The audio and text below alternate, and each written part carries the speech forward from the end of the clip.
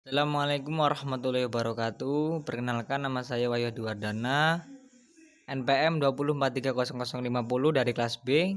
Di sini saya akan mempresentasikan tentang program studi ilmu komputer. Tugas ini disusun oleh saya sendiri. Materi yang pertama, 1. Teknik pengolahan data sentralisasi. Teknik pengolahan data sentralisasi merupakan sistem yang menyempatkan data informasi yang terpusat yang umumnya bersifat tertutup untuk umum dan distribusi terpusat. Memiliki mainframe sebagai sumber basis data dan internet. Karakteristik utama pendekatan terpusat adalah termasuk kontrol, efisiensi, dan ekonomi. Misalnya, sebuah sistem pengarsipan terpusat di mana catatan untuk beberapa orang dan unit yang terletak di salah satu lokasi pusat dan umumnya di bawah kendali orang staf catatan, atau dalam kasus besar sistem pengarsipan terpusat. Skema atau sentralisasi pekerjaan kantor. Manajer tertinggi atau general manager membawai diantaranya manajer keuangan, manajer kantor pusat, dan manajer teknik. Di antara ketiga yang dibawahi oleh manajer tertinggi diantaranya teknis, KATU, TU umum, kepala tata usaha, teknis. Keterangan dari garis pada struktur. Garis lurus adalah garis koordinasi organisasi dan garis titik-titik merupakan kekuasaan teknis. Kekurangannya dan kekurangan teknik pengolahan data sentralisasi. Keuntungan, tanggung jawab dengan mudah ditempatkan. 2. Efektif penggunaan peralatan, perlengkapan, dan ruang. 3. Semua data terkait disimpan bersama-sama. 4. Memberikan kontrol terpusat menggunakan teknologi. 5. Mengurangi duplikasi dan peningkatan keamanan. 6. Sentralisasi organisasi yang paling cocok, di mana sumber daya dan informasi yang harus bergerak cepat, terutama dalam keadaan darurat. Duplikasi fungsi dan fasilitas yang meminimalkan yang pada gilirannya mengurangi biaya. Kekurangan diantaranya 1. Dapat mengakibatkan peningkatan sistem pengarsipan pribadi membutuhkan waktu ekstra. 2. Pengembangan sistem dan arus informasi yang cepat. 3. Biaya pengembangan yang sangat rendah. 4. Keberhasilan organisasi tergantung pada kompetensi eksekutif yang mungkin cukup beresiko. Teknik pengolahan data desentralisasi. Teknik pengolahan data sentralisasi merupakan pemrosesan dilakukan masing-masing pengguna yang dibagi menjadi dua, yaitu pair atau pair dan sistem terdistribusi. Penempatan data atau informasi dan aplikasi yang digunakan untuk memperoleh informasi diletakkan secara tersebar. Karena desentralisasi ini merupakan kebalikan dari sentralisasi. Keuntungan dan kekurangan teknik pengolahan data desentralisasi. Keuntungannya diantaranya 1. Desentralisasi mengurangi beban kerja eksekutif. Hal ini meningkatkan kepuasan kerja dan moral dari manajer tingkat yang lebih rendah dengan memenuhi kebutuhan mereka untuk kemerdekaan, partisipasi, dan status.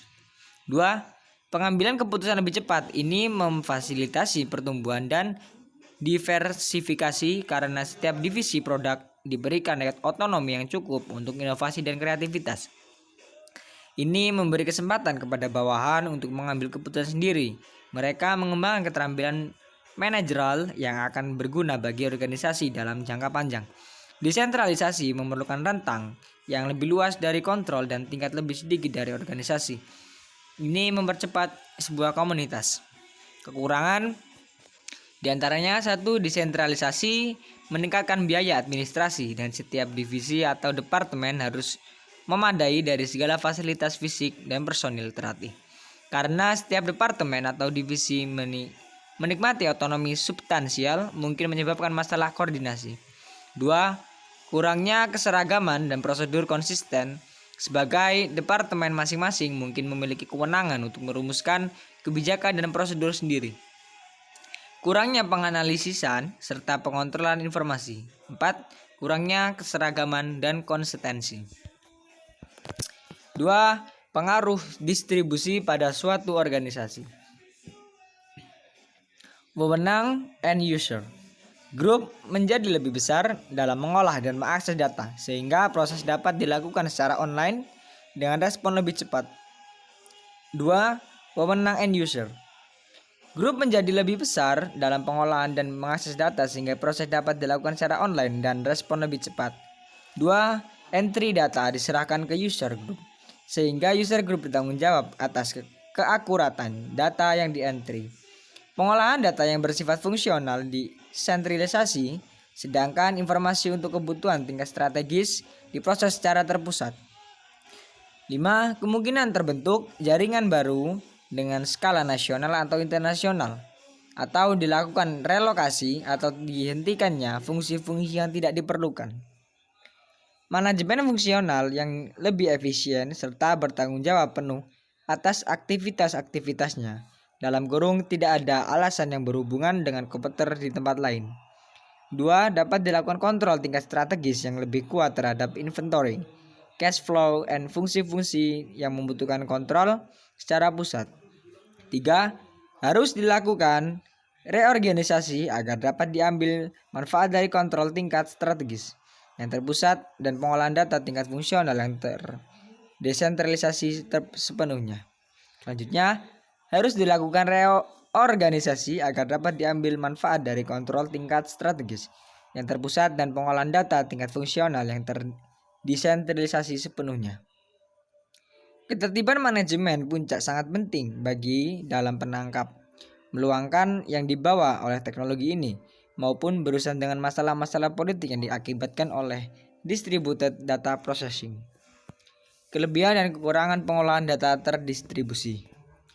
Pemanfaatan pengolahan data terdistribusi dapat memberikan manfaat bagi sistem yang mengimplementasikannya. Hal ini disebabkan oleh kelebihan-kelebihan yang dimilikinya, antara lain: 1. Kinerja yang lebih baik karena data ditempatkan di tempat yang sesuai dengan kebutuhan dan komputer-komputer dalam sistem dapat bekerja secara paralel, sehingga pembebanan pada komputer atau server menjadi seimbang. 2. Alasan ekonomis, yaitu bahwa perancang sistem yang terdiri atas jaringan komputer-komputer kecil atau sederhana dibandingkan dengan mengimplementasikan komputer tunggal yang canggih. 3. Alasan modularitas, yaitu bahwa sistem-sistem yang bekerja dalam sistem basis data terdistribusi dapat dimodifikasi, ditambah atau dikurangi tanpa mempengaruhi modul lain, sistem lain dalam basis yang data terdistribusi. Dengan pembagian lokasi data, jika terjadi masalah atau musibah pada sistem, tidak ada data terancam, melainkan hanya data pada tempat-tempat tertentu. Alasan organisasi dan otonomi pada sistem-sistem yang berpartisipasi, misalnya pada suatu kantor perusahaan terdapat beberapa departemen dengan pengolahan data terdistribusi. Data-data perusahaan dapat disebar ke tiap-tiap departemen yang bertanggung jawab atasnya. Kan tetapi di samping kelebihan-kelebihan dimilikinya, pengolahan data terdistribusi juga memiliki kendala antara lain: masalah kompleksitas, yaitu bukan pekerjaan yang mudah untuk membuat pengolahan data yang tersebar terlihat sebagai satu kesatuan. Administrator basis data mempunyai tugas ekstra untuk menjaga agar basis data yang tersebar di berbagai lokasi terlihat transparan. Di samping itu, pemeliharaan sistem-sistem yang berlainan lebih kompleks ketimbang pemeliharaan sistem besar yang utuh sebagai satu kesatuan. Tingginya kompleksitas juga dapat menyebabkan pembengkakan biaya. 2. Masalah desain, yaitu bahwa desain yang dibuat harus memperhatikan arsitektur komputer yang terdiri atas sistem-sistem yang terpisah. Selain itu juga memperhatikan data yang difragmentasi atau dipecah-pecah ke dalam lokasi berlainan. Perubahan dari pengolahan data terpusat menjadi terdistribusi juga menjadi masalah karena belum ada standar metodologi. Dalam konversi DBMS terpusat menjadi DBMS terdistribusi. 3. Keamanan data, yaitu bukan hanya satu sistem yang harus diberi proteksi keamanan data, melainkan juga fragmen-fragmennya yang tersebar di berbagai lokasi, juga jalur komunikasi antar sistem. Kendala mempertahankan integritas, karena dalam menjaga integritas Sistem melalui jaringan juga dapat memakan resource yang sangat besar dari jaringan. 3. Sistem yang terintegrasi. Suatu sistem terdistribusi yang dirancang secara terkoordinasi sehingga komponen-komponen yang terpisah menggunakan file dari data, struktur data, program, dan protokol yang umum dapat meningkatkan efektivitas atau mendukung revolusi sistem. Contoh implementasi di rumah sakit. Jika dulu di rumah sakit masih memakai cara konvensional, saat ini pelayanan publik di bidang kesehatan sudah memanfaatkan teknologi informasi yang tergabung dengan baik. Entah itu dari segi manajemen dan pelayanannya. Contoh integrasi sistem yang diterapkan meliputi banyak hal. Misalnya di bidang layanan kesehatan berupa data pasien sebelum melakukan penanganan medis. Dalam hal ini setelah dilakukan registrasi pasien, maka disitulah bisa diputuskan kebijakan yang harus diambil, apakah pasien harus menjalani rawat, jalan atau inap. Karena dari data tersebut, maka segala keluhan pasien langsung muncul dan terkirim langsung ke dalam laporan medisnya. Rekam medis sendiri merupakan catatan penting tentang kondisi kesehatan pasien supaya pihak rumah sakit tahu tindakan seperti apa yang harus diambil untuk mengobatinya. Itulah sebabnya data rekam medis harus terjaga dengan baik dengan cara disimpan dalam teknologi yang termerger secara online. Sehingga pencarian lebih mudah dan tentunya semakin aman karena penyimpanan rekam medis berbasis cloud efektif menjaga data pasien dengan baik. Dengan begitu, resiko kehilangan data terminimalisir. Jika Anda sedang membutuhkan kebutuhan IT atau hanya sekedar ingin melakukan konsultasi demi perkembangan bisnis, langsung hubungi kami. Sistem yang terintegrasi. PDT sering digunakan untuk memperdeskripsikan komputer yang digunakan untuk departemen pemakai yang sedikit hubungannya dengan mesin yang lebih tinggi tingkatnya atau jaringan sistem yang dirancang secara independen. Alasannya agar pemakai mengerjakan pekerjaan mereka sendiri. Jadi manajemennya berbeda, program aplikasi berbeda, data disimpan dengan rancangan sendiri atau tidak umum. Namun mereka sering mengirim transaksi atau pemakai suatu sistem menggunakan program yang lainnya atau tidak terintegrasi. Perancangan sistem yang terkoneksi ini baik terintegrasi ataupun tidak memerlukan software yang mungkin sama untuk koneksinya. Software dan hardware yang dijual untuk PDT tidak mempengaruhi proses perancangan sistem, integrasi maupun tidak. Tujuan utama pengolahan data terdistribusi. 1. Otonomi lokal. Memberikan tingkat otonomi lokal dalam komputasi pada kelompok memakai lokal. 2. Pengoperasian yang terpisah dan kontrol yang terpusat. Mengizinkan pengoperasian pengolahan data yang terdistribusi dan tingkatannya dengan pelayanan dan database yang terpusat. Dengan berbagai tingkat kontrol yang terpusat. 3. Produktivitas pemakai. Menyediakan teknik dan bahasa sehingga pemakai dapat memberi hasil yang maksimum dalam menggunakan sistem komputer. 4. Pengembangan aplikasi oleh sekelompok pemakai menyediakan infrastruktur bagi kelompok pemakai untuk mengembangkan aplikasinya secara mudah dan fleksibel dengan pengontrolan untuk mencegah masalah kompatibilitas. Dialog termal membuat terminal mudah digunakan dengan struktur dialog yang menghasilkan inteligensia yang terdistribusi. Akses untuk sumber daya dan data yang jaraknya jauh memudahkan user lokal untuk mengakses berbagai sumber daya yang berguna dari lokasi yang berbeda, termasuk program dan data. Jarak menjadi tidak nyata membuat jarak menjadi tidak nyata dengan menggunakan jaringan yang sesuai rancangannya. Ketersediaan availability menghindari kegagalan sistem yang dapat dilihat oleh pemakai dan memaksimumkan ketersediaan interface sistem bagi pemakai. Privacy dan keamanan. Mencegah pengaksesan data dan sumber daya tanpa izin dan melindungi data dari kegagalan maupun tindak kejahatan. Audit menjamin pengupdatean record yang penting seperti data keuangan yang dapat diaudit dengan penuh. Hal teknis yang diperlukan untuk mencapai tujuan. 1. Penggunaan komputer mini dan mikro. Penghubungan komputer mikro, mini, dan besar menjadi sistem yang paling efektif biayanya. 2. Teknik database menggunakan teknik database untuk menjamin data yang sama dapat diakses oleh banyak pemakai dengan cara fleksibel. 3. Jaringan komputer menggunakan jaringan yang dirancang untuk pengiriman data, surat, dan mungkin juga suara atau yang lainnya.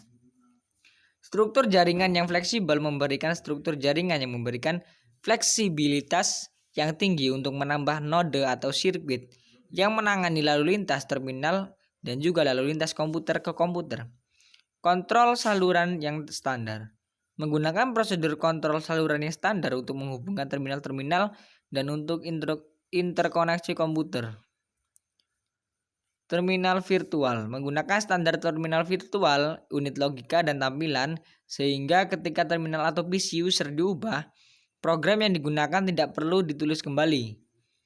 Kriptografi menggunakan kriptografi yang memerlukan keamanan transmisi yang ketat.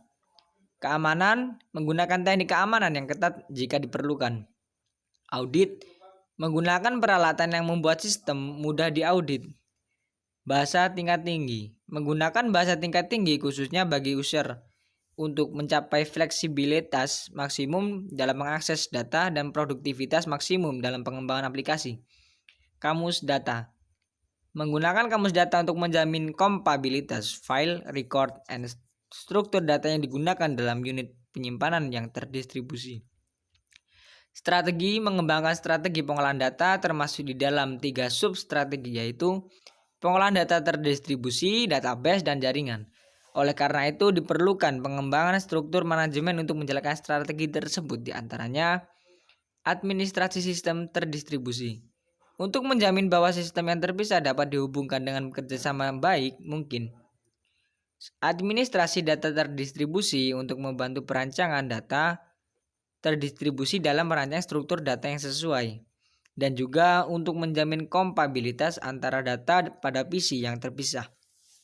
Serta untuk mendokumentasikan data yang ada dalam kamus. Administrasi jaringan untuk menjamin pengembangan jaringan yang sesuai. Sekian presentasi dari saya. Mohon maaf jika ada kesalahan dari materi maupun pengucapan. Saya akhiri. Wassalamualaikum warahmatullahi wabarakatuh.